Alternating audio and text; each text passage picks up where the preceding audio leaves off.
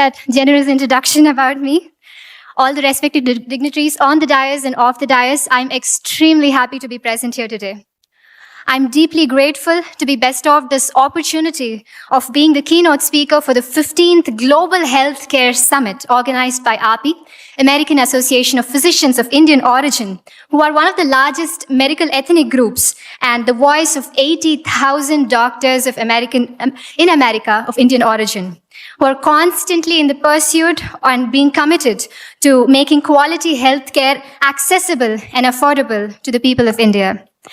I am totally bowled over by the extraordinary minds gathered here, and I've grown up idealizing and seeing amazing doctors like y'all and wanting to be like y'all someday. And today I feel humbled to be standing here amongst all of y'all, amongst such socially responsible doctors who treat medicine not just as a profession, but as a calling towards service of the nation, service of humanity as a whole. And also, to stand amongst these young doctors, young men and women who are gathered here, who will be the torch bearers and who will go on to offer a beacon of hope to the healthcare industry. Before I begin, I would like to take this opportunity to offer my gratitude and respect to each and every doctor who's been part of the COVID-19 pandemic, who's been working day in and day out as warriors and risking their own lives. Hats off to all of y'all, and thank you so much. Patience, acceptance, tolerance, adaptability, compassion, empathy are the qualities which have been engraved in us right when we choose to become doctors and took the Hippocratic Oath, which binds us not just to the patients, our colleagues, and our profession, but to the humanity as a whole. I'd like to take a minute to appreciate the noble work done by API during the COVID crisis for the fellow countrymen of India, providing oxygen concentrators, ventilators, high-flow oxygen equipments, PPEs, medications, and a fund, the PM Relief Fund, and teleprescriptions and whatnot. A huge round of applause for API. It is so welcoming to see all the goals set by API for India. Thank you, API, for your commitment and contributions. And I must say, Indian healthcare industry has crossed many milestones by now. The recent National Family Health Survey and, of course, the Niti Aayog Health Index are definitely a proof to it, with the total fertility rate coming down to 2.0, which is less than the replacement level, with decrease of infant and maternal mortality rate, and initiatives taken by government, and, of course, the vaccination drives. But there's a lot for us to do to become the global healthcare leaders. As a young medical graduate, allow me a minute to take my views on the current ongoings. Number one being the shortage of doctors and the huge demand and supply gap. I guess it'll take by 2030, we would need 20 lakh more doctors, as all the elderly doctors and senior doctors have been mentioning. And of course, the gap, the postponements, the continuous postponements of NEET PG and UG has created a huge gap with one academic year, with the loss of one academic year for one batch, and of course another batch being overworked up, doing more than 100 hours of COVID duties. Either we have to get a top rank or have a reservation or, be born to rich parents or, compromise on your branch. So this has been happening since a while. And despite financial hardships, a lot of youngsters of India, they prefer studying overseas as, not for the sake of money, but for the sake of better expertise. And of course, the violence against doctors, which is high right now. And we need more research-oriented programs and fellowships, more of them, which, in the US, which some of the fellowships which we are not even aware of here. But let me tell you, with necessary changes made, we the youth are ready to, contribute our best to the nation. And I'm sure with amazing doctors like y'all and we youngsters and API coming forward and the government coming forward, we are sure to see India as the #1 healthcare leader in the coming days. On a lighter note, prevention is better than cure. is the topic of this summit, right? So we know that screening and early diagnosis are definitely doing great, but primordial and primary preventive measures and lifestyle changes are definitely are great steps towards, stopping the non-communicable diseases, be it diabetes or heart disease or hypertension or any of it. I have a question for all of y'all. How many of y'all are into fitness? Any kind of fitness, walking, yoga, anything, swimming. That is great. That is wonderful. Wonderful to see so many doctors being fit, because it is only when doctors are fit that patients would be inspired to be more fit, right? It is so nice to see us looking smart in front of our patients.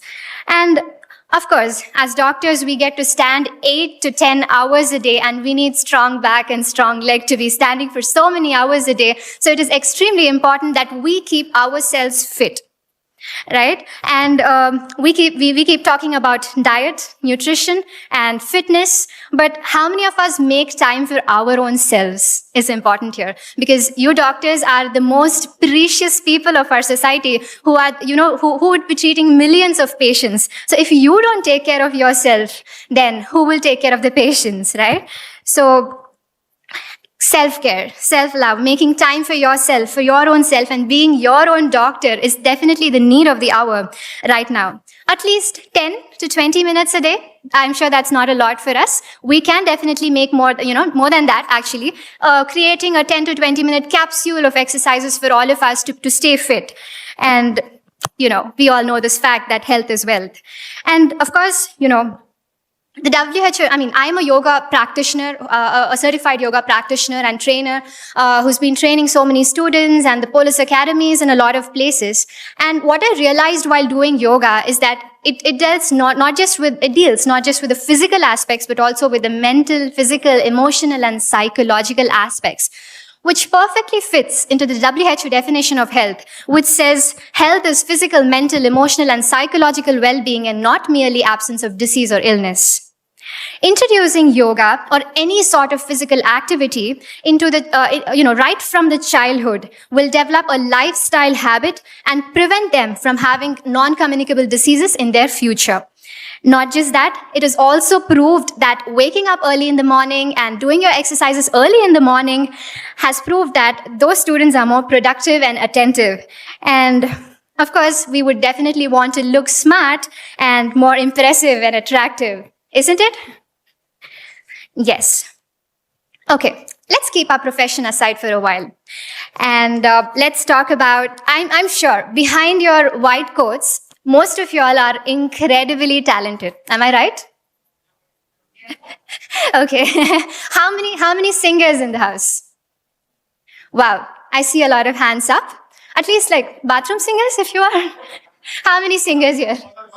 All are bathroom singers. Okay, how many dancers? Wow, I see a lot of hands up, right? So, hence proved that you all are incredibly talented behind your white coats.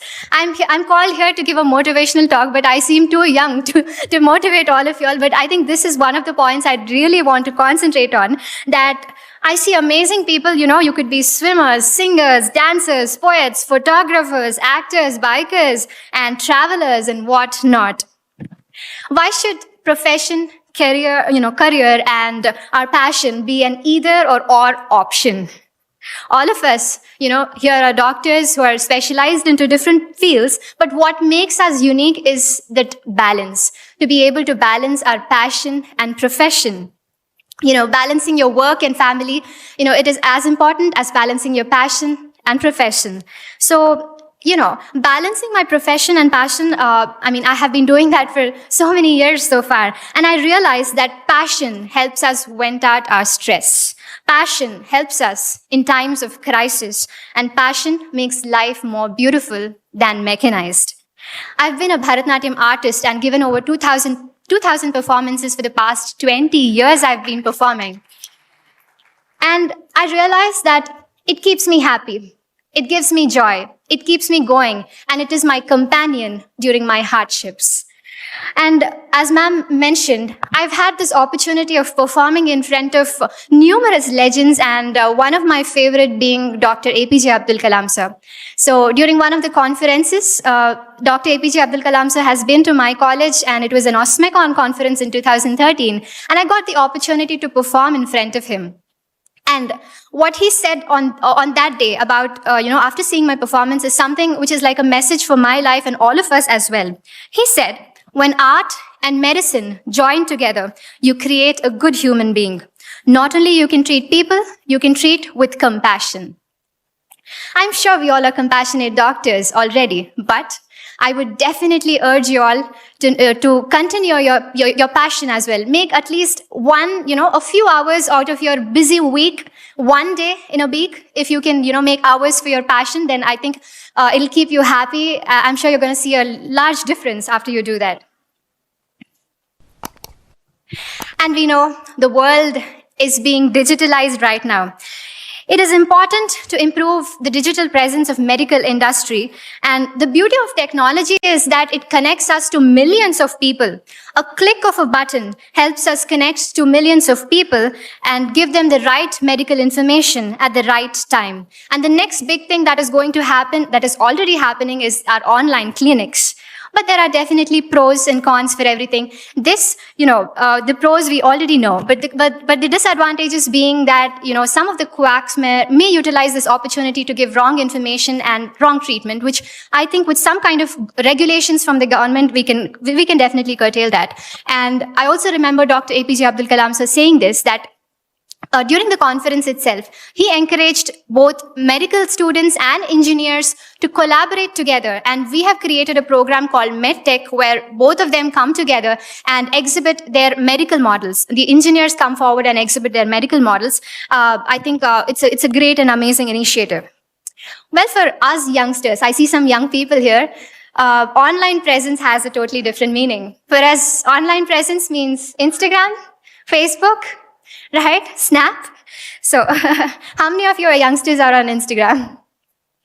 All of us, even I am on Instagram, right? And I'm sure like all the senior doctors present here, we are all on Facebook. But I'd like to highlight that there is a difference. There is a huge difference between making your presence online, the difference between just browsing your social media and socializing, and you being the enlightening factor for people around you who are watching you online. There is a huge difference between both of these.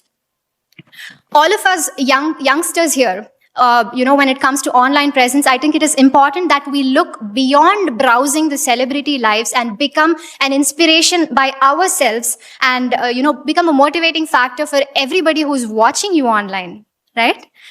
And to be able to be successful, the only key is to utilize your time properly and your opportunities properly, to dream big, have a vision, and to execute that vision with a discipline and have a positive outlook towards your life. Believe in the supreme power and believe in your own self.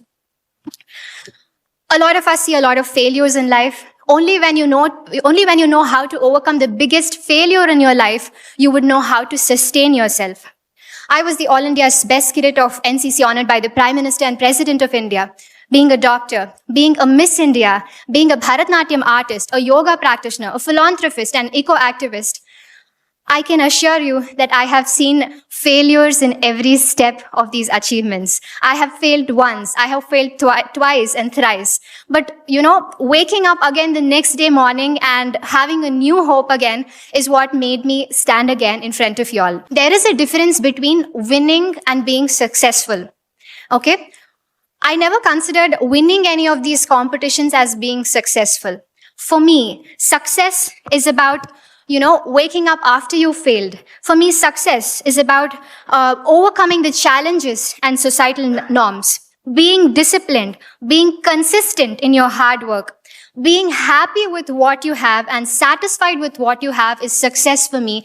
Making my country proud, making my parents proud, and my teachers proud is success to me. I think we've seen this, a lot of times it's been forwarded on our phones that the winner stands like this, and the person who got third will be celebrating the success, right? So that means that, the position or winning is not success. Absolutely. Being happy with what you have and enjoying your journey and, exploring yourself and being able to, chase your passion is success to me.